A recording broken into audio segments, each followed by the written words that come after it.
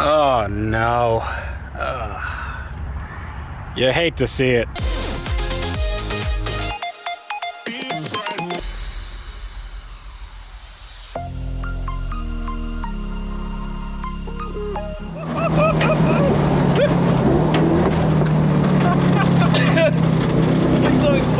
I think something fell off, yeah. Oh no! This is the look of a man who has just realized that his favorite car is broken. The car is a custom-built 2016 McLaren 675 LT, and the man is me. But in order to show you why breaking this car is such a big deal, we should start at the beginning. In 2020, when the entire world was going nuts, I thought it would be a great idea to buy a $400,000 McLaren on Auto Tempest for a fraction of its original price, because it looked less like a supercar and more like a crumpled piece of paper. And over the next 2 years, my friends and I rebuilt it into one of the most beautiful and bespoke McLarens in the world. It's done road trips, been on the dyno, and even one very uneventful track day. Oh my goodness.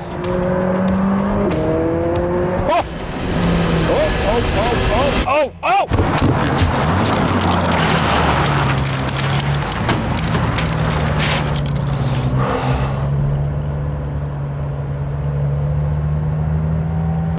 However, I always ran the car on temporary tags because I never had the time to get it inspected. So I decided that I should put my money where my mouth is and get it over with. And that meant fixing a bunch of little issues. Before we get this car running and driving and hopefully inspected and registered, we have to make it look the part. And for a while, actually, since I've finished this car, it never had the right trim. When you look at the front windshield, it has trim on the sides of the car, but that trim has never really fit right. And it's been a pain in my butt, because in order to get the trim fitting correctly, you need to take off the A-pillar, and we just spent a ton of time taking the A-pillar off without destroying it. Power move.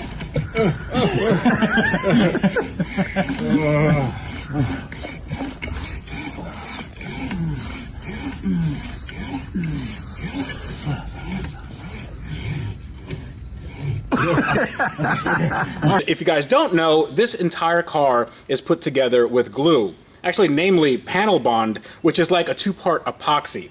And we finally took it off, and it looks like crap. So we're gonna be cleaning this up, reapplying panel bond, so now we can fit up everything as it needs to be. And then I'm gonna repair this car in a way where you can't even tell that anything was done, even though I spent a lot of time on it.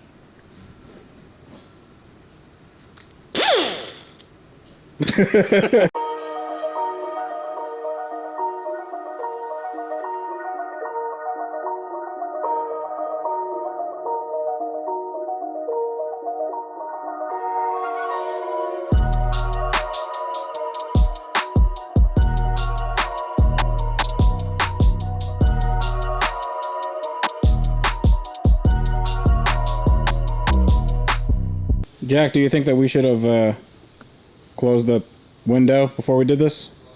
That would have been a good idea, but now we're creating more content by washing the car. I like your thinking. We are going to now prime this and then put some panel bond on it.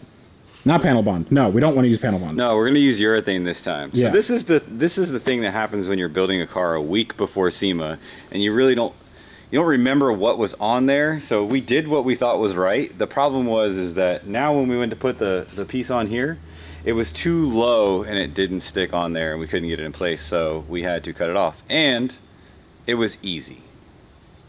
It was not. That was a lie. It was not. It was very hard. It was really, really hard. Panel bond is not easily cut, and yeah, we learned that the hard way. How long do you think it took us to do it? Was it like 7 hours?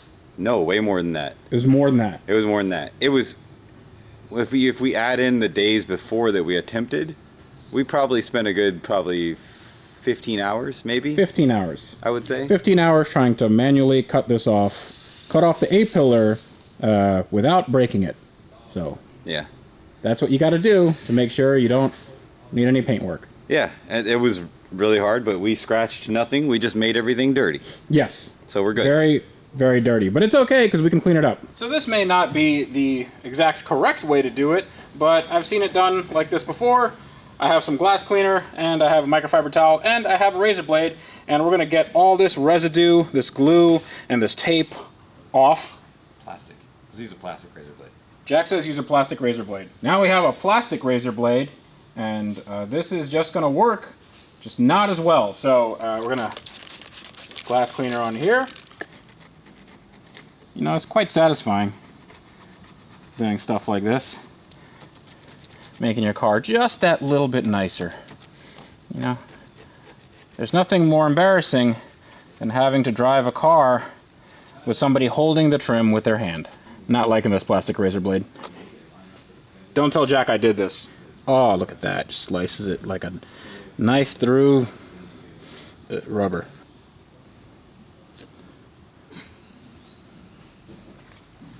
So I just put my hand on here, and this is what happened. Great. Jack, you putting on some primer there? Yes, I am. This is just some window urethane primer.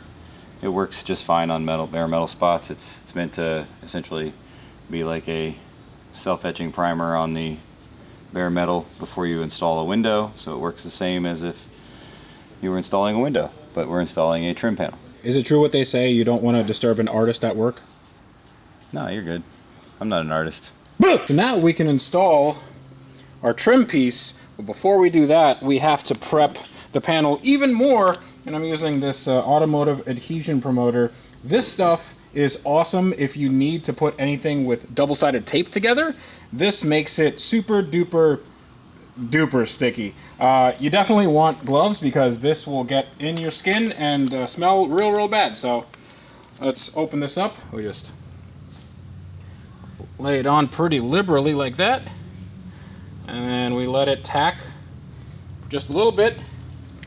Then we're ready to put that on, I think. I've never done this before successfully. So we only get one shot at this, but what makes it a little bit easier is if you peel off just a little bit of the double-sided tape, and then you put it in place, and then you peel it off in situ, it should stay in place. Now, let me put it on. Let me put this piece on where it's supposed to go. Line it up. I already have the tape here measured out where it's supposed to go, so it won't be that difficult. So now we line that up, down, applying pressure. Come on. It's your home. Too good for your home? Okay. There it goes. So fun fact, just because you wear gloves doesn't mean you don't get metal splinters. Right there. See that guy? Yeah, that hurts a lot.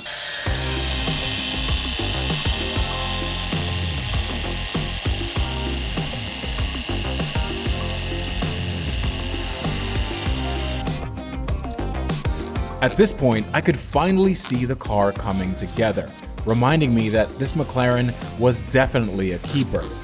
Much like today's video sponsor, Keeps. This video is sponsored by Keeps. So if you guys don't know what Keeps is by now, then you are missing out. Because Keeps is a subscription service that helps men keep their hair. They offer clinically proven treatments to combat the symptoms of hair loss. Treatments are delivered straight to your door, and plans are affordable, typically half the cost of pharmacy prices. Now, 2 out of 3 guys by the time they're 35 will experience some form of male pattern baldness. And you can guess which one I am. I'm one of those 2 out of 3. But with Keeps, they offer clinically proven, research-backed treatments to stop hair loss and improve hair growth. Now, Keeps has a network of medical advisors, prescribers, and care specialists to support you in making your hair goals a reality. And each treatment plan comes with a full year of unlimited messaging so you can connect with your medical advisor about anything, anytime. Now, whether you're looking to prevent hair loss, stimulate hair growth, or just take better care of the hair you have, Keeps has you covered. So hair loss stops with Keeps. Just go to keeps.com/Tavarish and get 50% off your first order.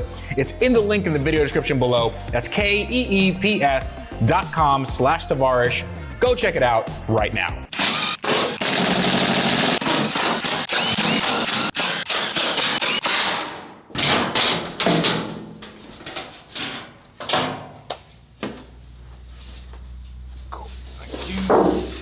So right here is something I need to change. This is version 2 of my heat shield solution, and this is actually going on a coolant tube that goes very, very close to the turbo heat shield, and they don't need to touch. They really, really don't. I put a heat shield that is way too big, and it is like rubber insulated, so this actually touches a little bit, and it makes a nasty, nasty smell. So we're gonna take that off, and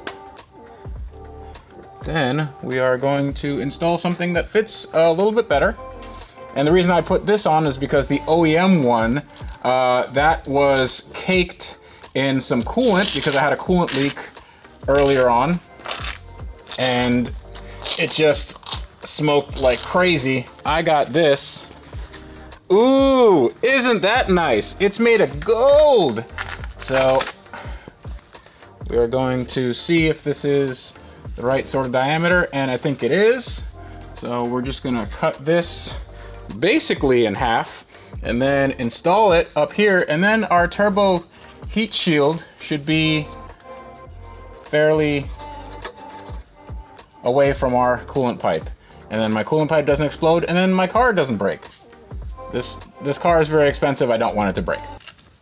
As uncomfortable as this looks on camera, believe me, it's probably a little more uncomfortable doing it in real life. Okay, now we have a little bit of an air gap there. I think we're probably okay. So one thing that we're trying to alleviate is, I don't know if you can see it, there's an airbag fault, and it says go to McLaren Service Center. Turns out you can have the McLaren Service Center come to you if you're friends with this guy.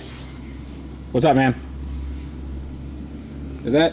It's a shameless plug. We're just gonna get rid of that airbag light, and the airbag light came on not because I have anything wrong with the airbag system, well, hopefully. It's because I had a loose battery terminal, and then I disconnected it and reconnected it, and then the airbag light came on. So we are going to reset it, and then my car is gonna have 0 faults, and then I can drive it. But before I drive it, I wanna do something really interesting, but hopefully we can solve this airbag thing, right? Right. Right? I've done it before, I'll do it again. Okay, all right, okay. I loaded all the things up and I very precisely hit the X button to clear the code, and it's gone. And now we are good. There are no warning lights at all. That check engine thing is just on because the car's in the on position. But nice, awesome. It is nice. Okay, stop. 69 degrees.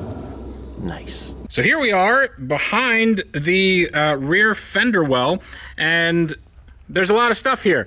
And what we're working on is right here in this dark, dark corner of the car. And this is the Airbox. Now the Airbox holds the air filter, but it also holds a bunch of stuff that we don't want, and that is just regular foam. It's insulating foam. It's supposed to make the car quieter. We don't want that. We actually want a bit of noise because I have an air scoop on the roof, and we want to have all the choo-choo turbo noises that we want. And the way we're going to get that is by taking out the air filter, putting in a new one, and then taking out all of the foam, and then hopefully it all goes back together, and then my car runs really nicely and it makes all the right noises.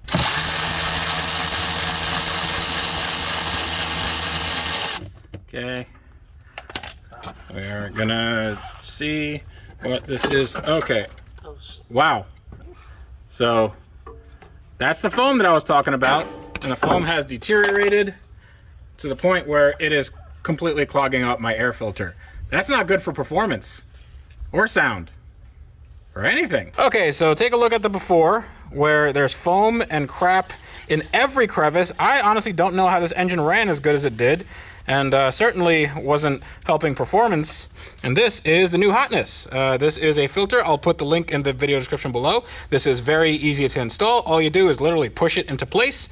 And this is also a reusable, washable filter. So this should be good for many, many years to come, especially because I don't have this stupid foam anymore. So this is going in the garbage, and then this is going in the car, and then now my car is gonna make lots of turbo whooshy noises. Okay, now before we take it on its first drive with its new filters, I want to make sure it's clean, so we're gonna wash the car. It's very simple. We're gonna wash the car so it looks better than it does. It probably looks really good on camera, but the camera hides a lot of crimes. This car is actually very, very dirty. So Rex is somewhere back.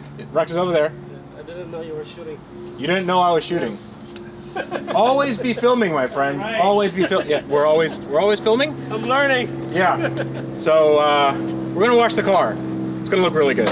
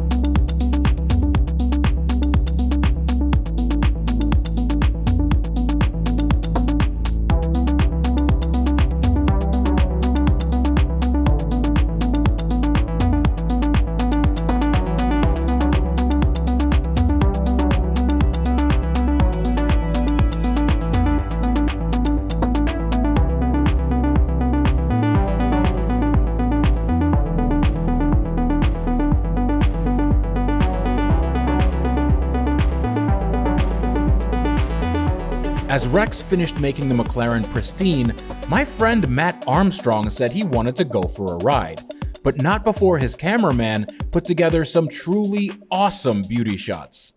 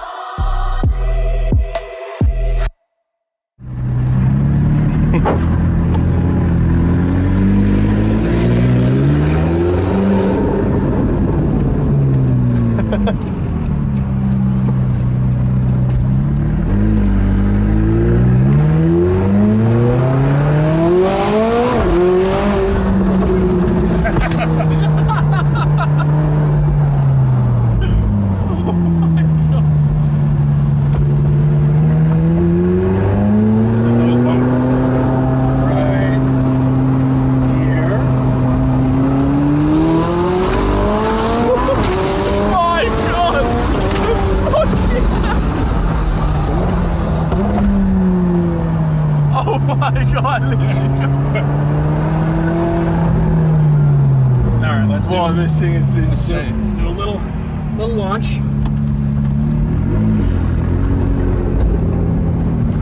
You should get a McLaren, dude. I definitely need one. This feels faster than the Lambo, like the twin turbo Lambo. Launch mode active, throttle waiting.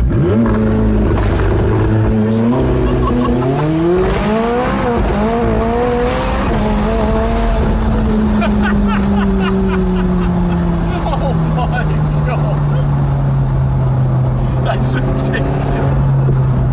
Oh, big flame. Yep. A huge flame. Oh. Okay, this is stress. Wow. Oh, that was a Whoa. It's just lighting up the back.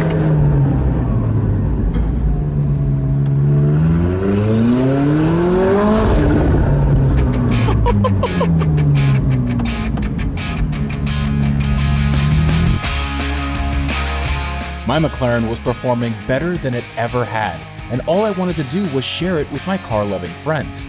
Thankfully, my buddy Sam Hard from Hard Up Garage and some of his UK-based colleagues came to my shop that day, so I figured I should show them what it was truly like to experience a modified supercar. I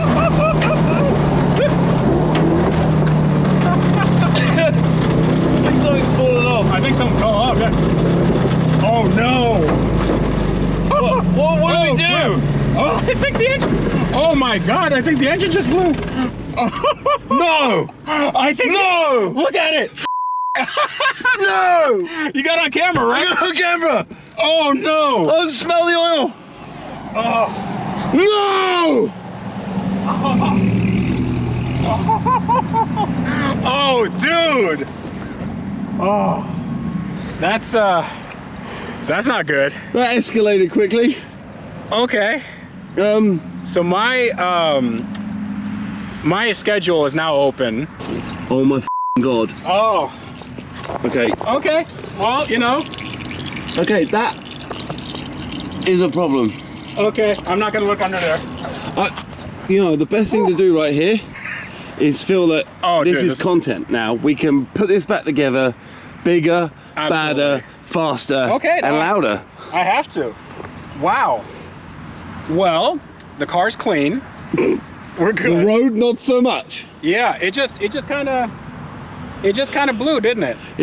I kind of assumed that the heat shield, the pan that you just put on it, dropped off. Like, well, tell you what, let's call our friends and how crazy is this? there was nothing undone underneath when we took the panels off. It was all sealed. Everything was fine. The car ran fine. It was dry. Obviously, it was holding its oil. So, not anymore. Maybe I went a little harder than I should have when the car was the oil was a little bit cold, but I mean it was still, you know, like almost halfway, you know, up to temp, and then it just grenade. Okay, all right, sounds good. It's a horror show. There's oil everywhere. Oh, There we go. Now we got to rip apart the block and replace the piston rings that fry. Oh my goodness. what? Hang on. You thought you had your car? You never had your car! The only thing that's better than having your engine blow is having a bunch of YouTubers around to put it right back in your face. It's an EV mode. It's basically a P1. I know a guy that needs a battery for one of those. Maybe you could help him out. Freddie, tell me what's going on in your mind, man. Tell me what's your thoughts? What's my thoughts is I'll put in a 4-liter from a 720S in here and then make it a little faster. And you're going to have a nice chandelier, right? Yeah. This one has a nice hole in it. And lets a bit more illumination out. You know, McLaren, I was talking, you know, about how well their engines are made. I'm starting to doubt that a little bit. As Toby Keith would say, it's not as good as it once was. No. But the engine has some tolerances now.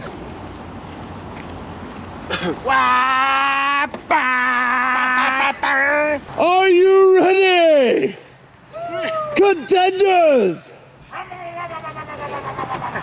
All right, you're on your way. Go! It's normally a bra. I didn't have a bra. The car was dead.